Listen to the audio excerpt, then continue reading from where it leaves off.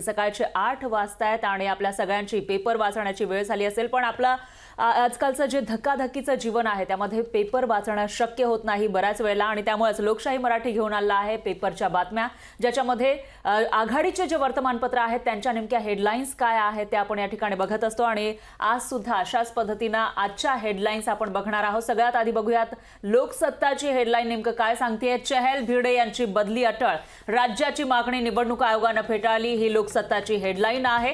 तर मुंबई महापालिका आयुक्त इक्बाल सिंग चहल यांची बदली रोखण्यासाठी महापालिका आयुक्तांना 3 वर्षांचा निकष लावलेला होता आणि त्याविषयीची मागणी करण्यात आली होती। त्यामुळे नेमकं काय घडलेलं आहे त्याविषयीची ही बातमी आहे। तर 3 वर्षांचा निकष लागू करू नये म्हणून राज्य सरकारने केलेली मागणी निवडणूक आयोगाने फेटाळलेली आहे। त्यामुळे चहल यांच्यासह अतिरिक्त आयुक्त अश्विनी भिडे आणि अन्य काही अधिकाऱ्यांच्या बदल्या आता कराव्याच लागणार आहेत। 3 वर्ष किंवा त्यापेक्षा अधिक काळ पदावर असलेल्या महापालिका आयुक्त अतिरिक्त आयुक्तांच्या बदल्या करण्याचा आदेश निवडणूक आयोगाने गेल्या आठवड्यामध्ये दिला होता आणि या आदेशामुळे मुंबईमध्ये चहल यांच्यासह काही वरिष्ठ अधिकाऱ्यांच्या बदल्या कराव्या लागणार आहेत।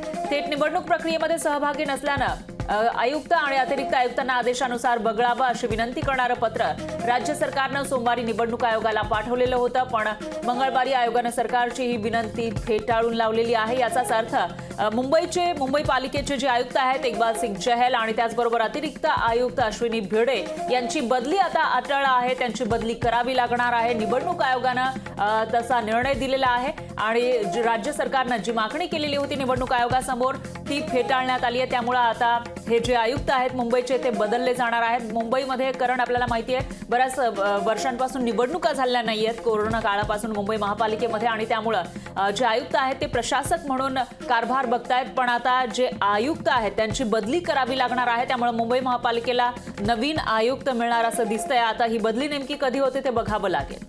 नक्कीच वळूयात पुढील वर्तमानपत्रातील महत्त्वाच्या बातमीकडे। महाराष्ट्र टाइम्सची ही बातमी आहे। खरं तर राजकीयदृष्ट्या अत्यंत महत्त्वाचा कालचा दिवस होता फरा, कारण या ठिकाणी भाजपची सरशी झाली आहे, काँग्रेसला धक्का बसलेला आहे। अभिषेक मनु सिंघवी आणि जया बच्चन यांचा देखील पराभव झाला आहे। महाराष्ट्र टाइम्सची महत्त्वाची बातमी आहे। राज्यसभेच्या 56 रिक्त जागांपैकी 15 जागांसाठी मंगळवारी उत्तर प्रदेश, हिमाचल प्रदेश आणि कर्नाटक या राज्यांमध्ये झालेलं मतदान क्रॉस वोटिंगने प्रचंड गाजलंय। 15 पैकी 10 जागांवर भाजपच्या उमेदवारांचा विजय झालेला आहे। अत्यंत महत्त्वाचं आहे, 15 पैकी एकंदरीत 10 जागांवर भाजपच्या उमेदवारांचा विजय झाला आहे, तर 3 जागांवर काँग्रेसचे तर 2 जागांवर या ठिकाणी समाजवादी पक्षाचे उमेदवार हे विजय झालेले आहेत। कालचा दिवस हे राजकीयदृष्ट्या अत्यंत महत्त्वाचा होता, कारण क्रॉस वोटिंगने या ठिकाणचं मतदान प्रचंड गाजलं आहे। 15 पैकी 10 जागांवर भाजपच्या उमेदवारांचा विजय झालाय, 3 जागांवर काँग्रेसचे तर 2 जागांवर समाजवादी पक्षाचे उमेदवार विजय झालेत। हिमाचल प्रदेशातील एकमेव जागेवर भाजपचे उमेदवार हर्ष महाजन यांनी बहुमतातील काँग्रेसचे अभिषेक मनु सिंघवी यांचा पराभव केल्यानंतर मुख्यमंत्री सुखविंदर सिंग सुक्खू यांचे सरकार आता धोक्यात आले। निश्चितच, कारण काल राज्यसभेची निवडणूक होती आणि याच्यामध्ये हिमाचलमध्ये धक्कादायक अशी ही निवडणूक झालेली आहे, कारण या ठिकाणी काँग्रेसचं बहुमत असताना सुद्धा काँग्रेसचा जो उमेदवार आहे ते हरलेले आहेत अभिषेक मनु सिंघवी आणि तिथल्या विरोधी पक्षातले जे उमेदवार होते ते मात्र जिंकलेले आहेत। त्यामुळे इकडची काँग्रेसचे आमदार फुटल्याची चर्चा रंगलेली आहे। त्यामुळे एकंदरीतच कालची जी निवडणूक आहे ती सरशीची झाल्याचं पाहायला मिळते। चुरस या ठिकाणी पाहायला मिळाली आहे, यामध्ये भाजपची सरशी पाहायला मिळाली तर काँग्रेसला मात्र धक्का बसलेला आहे, कारण अभिषेक मनु सिंघवी हिमाचल प्रदेशमधून त्यांचे उमेदवार होते राज्यसभेसाठी, त्यांचा पराभव झाला आहे। त्याचबरोबर जया बच्चन यांचाही पराभव झालाय। कारण यानंतर आपण बघूयात आघाडीचं वर्तमानपत्र गुजरात समाचारची हेडलाईन नेमकी काय आहे ते। पोरबंदर जवळ समुद्रातून 1000 कोटींपेक्षा अधिक किमतीचे अंमली पदार्थ जप्त, ही गुजरात समाचार या आघाडीच्या वर्तमानपत्रामधील हेडलाईन आहे। काही दिवसांपूर्वी गुजरातमधील वेरावळमध्ये 350 कोटी रुपयांचे ड्रग्ज जप्त करण्यात आले होते। त्यानंतर मंगळवारी उशिरा पोरबंदर जवळील समुद्रातून 1000 कोटी रुपयांपेक्षा जास्त किमतीचे अंमली पदार्थ ड्रग्ज जप्त करण्यात आला आहे। चरससह 3 वेगवेगळ्या ड्रग्ज इथं जप्त करण्यात आले आहेत। गुजरात आणि केंद्राच्या पथकाने ही कारवाई केल्याची माहिती समोर येते। विविध यंत्रणांना यामध्ये यश आल्याचं लिहिलेलं आहे। तर गुजरात एटीएसच्या माहितीच्या आधारे ही कारवाई केल्याची माहिती सुद्धा सूत्रांनी दिलेली आहे। दरम्यान ताब्यात घेतलेले बोटीमध्ये 5 इराणी क्रू मेंबर होते ज्यांना ताब्यात घेतलेला आहे। तर या प्रकरणी गुजरात एटीएस आणि एनसीबी कडून संयुक्त तपास सुरू केला जाणार आहे। प्राथमिक तपासामध्ये हे ड्रग्ज पोरबंदर सवळील आंतरराष्ट्रीय सागरी सीमेवरून दक्षिण भारतामध्ये आणलं जात होतं. वारंवार गुजरात सीमेवर मोठ्या प्रमाणामध्ये ड्रग्ज सापडलं जाते, कारण आपण बघितलं असेल गुजरातच्या सीमेवर समुद्रामध्ये वारंवार ड्रग्ज सापडण्याच्या घटना समोर येत आहेत आणि कोट्यावधींचं ड्रग्ज या ठिकाणी सापडल्याचं आपण मागच्या वर्षी सुद्धा बघितलं होतं आणि त्यानंतर आता पुन्हा एकदा 1000 कोटींपेक्षा अधिक किमतीचे अंमलीय पदार्थ या ठिकाणी जप्त करण्यात आले आहेत. त्यामुळे आता हे ड्रग्ज नेमकं कुठून येतंय, कुठे जातंय आणि यामागे एक मोठं आंतरराष्ट्रीय रॅकेट आहे का ते बघावं लागणार आहे. नक्कीच अगदी तपासांती नेमक्याचे धागेदोरे कुठेपर्यंत आहेत या सर्व गोष्टी स्पष्ट होऊ शकतात. वळूयात पुढील महत्त्वाच्या बातमीकडे. सामनामधली ही बातमी आहे. कोण कुठे लढणार हे जवळपास निश्चित झालंय. महाविकास आघाडीची आज निर्णायक बैठक आहे. खरं तर फराह मागच्या काही दिवसांचा विचार केला. वंचित बहुजन आघाडीचा अद्यापही महाविकास आघाडीचा समावेश हा रखडलेला आहे.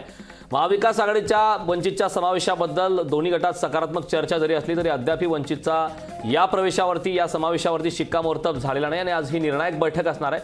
महाविकास आघाडीची महाराष्ट्रातील लोकसभेच्या जागा वाटपाची चर्चा अंतिम टप्प्यात आली आहे.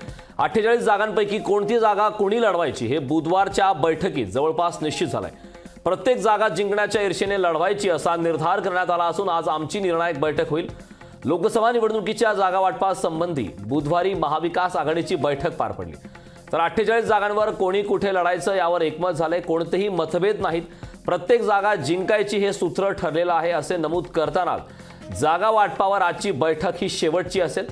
त्यानंतर जागा वाटपासाठी पुन्हा बैठक होणार नाही असंही कालच्या बैठकीत स्पष्ट झालं. मात्र अद्यापही यामध्ये वंचित बहुजन आघाडीचा समावेश होतो का, नेमकं प्रकाश आंबेडकरांना कुठली जागा दिली जाते, महाविकास आघाडीमध्ये नेमक्या काय घडामोडी घडत आहेत यासाठी आजची ही जागा वाटपा संदर्भातली शेवटची आणि निर्णायक बैठक असणार आहे. निश्चितच. त्यामुळे आता निर्णय नेमका काय होईल ते बघावं लागेल. कारण यानंतर टाइम्स ऑफ इंडियाची हेडलाईन नेमकी काय आहे ते आपण बघणार आहोत. गगनयानातून अवकाशातील भरारीपूर्वी पृथ्वीवर कसून तयारी अशी ही हेडलाईन आहे. लवकरच गगनयान भरारी घेणार आहे, पण त्याआधी कसून तयारी केली जाते. उत्तर प्रदेशातील ही टाइम्स ऑफ इंडियाची हेडलाईन आपण या ठिकाणी बघू शकतो. सपाचे 6 आमदार गायब, राज्यसभा निवडणुकीमध्ये क्रॉस वोटिंग होण्याची शक्यता. कालची ही हेडलाईन होती टाइम्स ऑफ इंडियाची, त्याविषयी या ठिकाणी आपण बघू शकतो. दरम्यान आजची हेडलाईन आहे ती म्हणजे अंतराळवीरांच्या नावांची यादी जारी करण्यात आली आहे. भारताच्या महत्वाकांक्षी गगनयान मोहिमेमध्ये जे लोक जाणार आहेत त्यांची यादी मंगळवारी जारी करण्यात आली आहे. Group captain Prashant Balakrishnan Nair, group captain Angad Pratap हे या ठिकाणी जाणार असल्याची माहिती आहे आणि आकाशामध्ये भरारी घेण्याआधी त्यांची तयारी सुरू आहे.